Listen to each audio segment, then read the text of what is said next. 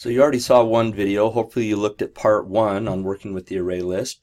Now we're going to learn some other things we can do with it. Let's create a brand new project,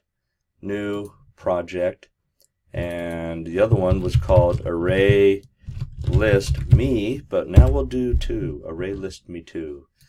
Okay, and we come into here and let's go ahead and create a brand new array list. Remember, the way you do that is you say the word array list and you give it a name.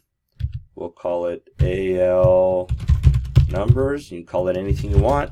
Equals new array list, and you call the constructor. And remember, it says, hey, you got a problem here, and if you just put your cursor on it, you'll see a light bulb show up. Click on the arrow and you have to bring in that collections class, meaning we need access to the class that works with ArrayList. So now we brought it into our program. Let's go ahead and let's add one item. Remember, you say the ArrayList name dot add, and then you give it some value you want to work with. And that ArrayList could actually hold different data types. I could have ints, strings, booleans, all stored in one array list, and it doesn't care. But it's not very efficient for us either. Now that I added one there, another method that you could work with, and let me go ahead and let's do our console.readline so that we can pause the screen when we go to run this.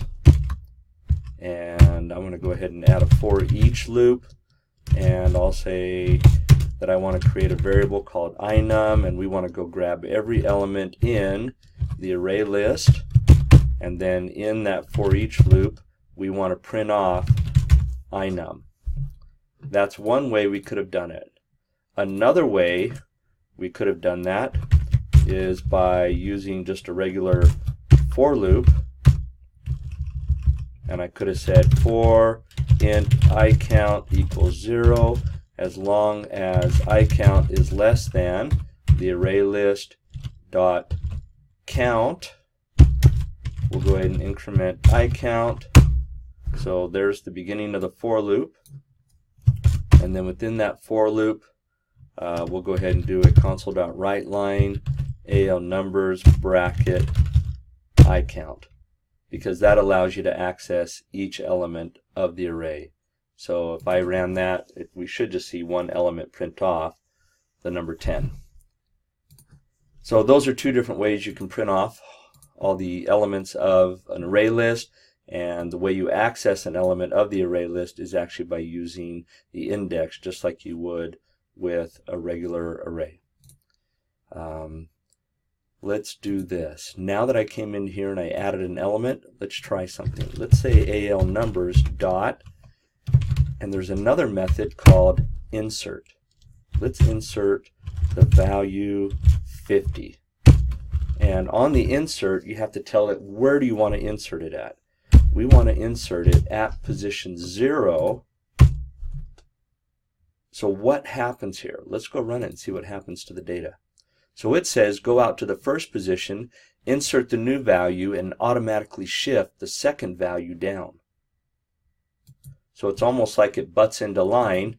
It just says, hey, I want to go first. Or I could have said, let's add some other items here. So we had more than one.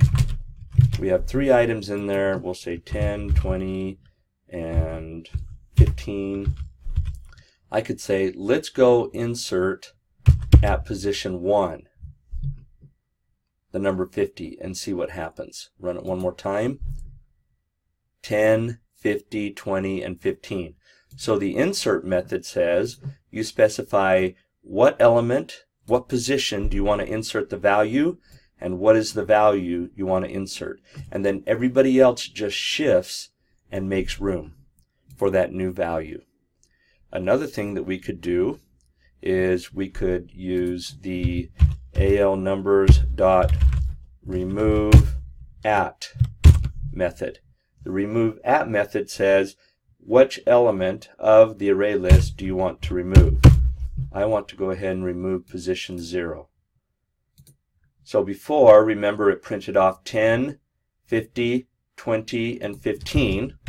10, 50 because of the insert, 20, and 15. And we're saying go to position 0 and get rid of that element and shift everybody forward. So let's see if it only prints off the 50, 20, and 15. And that's because with an array list, being an accordion array, not only can it grow, but we can shrink it. And that's what the remove@at method does for it. And then the last thing that it does for us, and let's go ahead and uncomment our last loop, and I'm going to add a console.writeLine, and I'll add some blank lines. Let's do an ALNumbers.clear method and see what happens. Run it one more time. It prints off the original list, and then it prints nothing. And that's because the clear method says go wipe it out. So they're gone. There's no size left. It's almost like you've done a for loop doing a remove@at for every single item that exists out there. Well, let's try something else. I'm going to go ahead and delete some of this code. We'll wipe all that out. So all we really have now is our add and our insert. Let's go ahead and get rid of our remove statement also. In fact, I'll just wipe it out so there's no confusion. And then we're going to do a console.writeLine, and we'll say, what number do you want to find? And then we want to go find a number. We'll let the user type in a number. iNumber equals console.readLine, and then we want to convert that string to be an int. So hopefully you've watched other videos that I've written, and this says display that to the screen, go get some data from the keyboard, turn it into an int, store it to that number.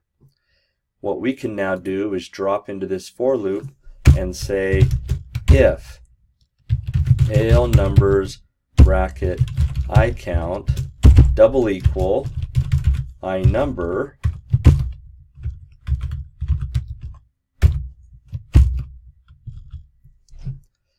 Now, what is the problem we're having here?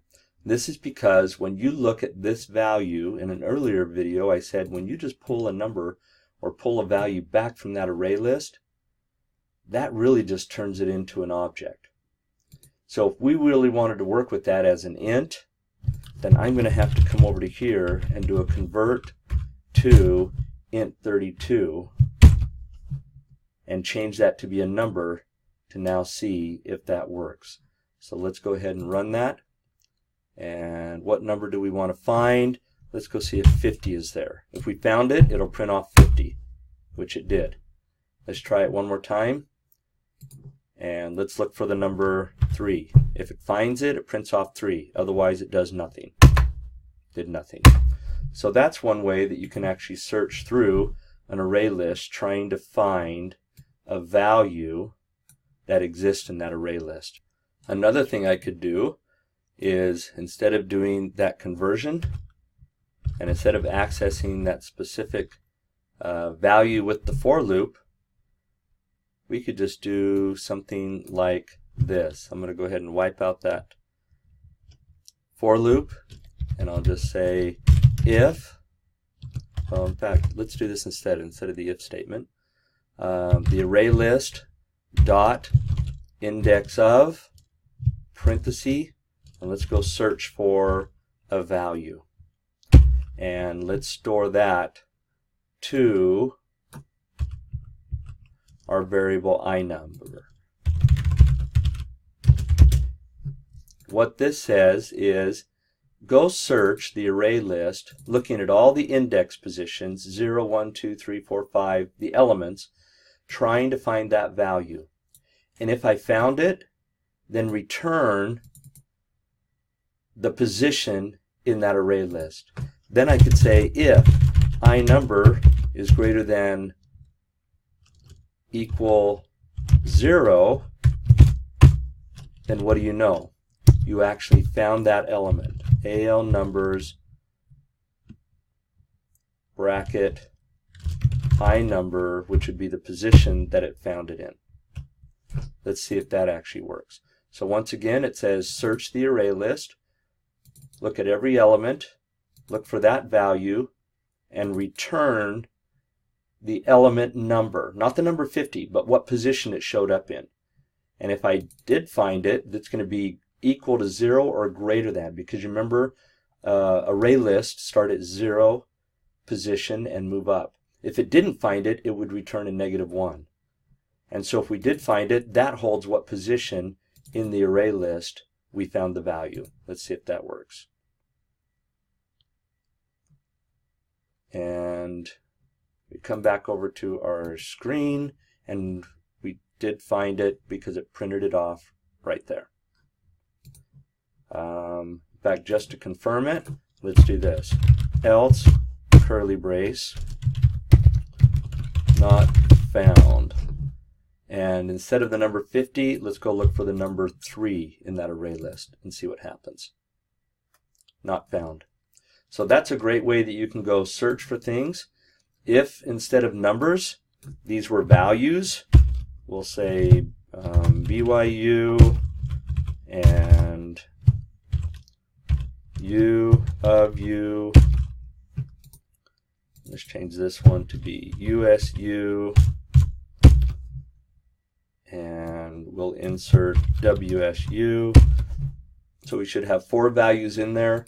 Let's go look for BYU and see if we find it. If so, we should print off the word BYU. Let's see if it works. And it prints off BYU. So it did find it. It said go search that array list looking for the word BYU, and if you found it, return what position it's in.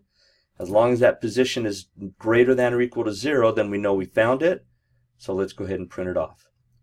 And so that's a way that you can actually go and search an array list.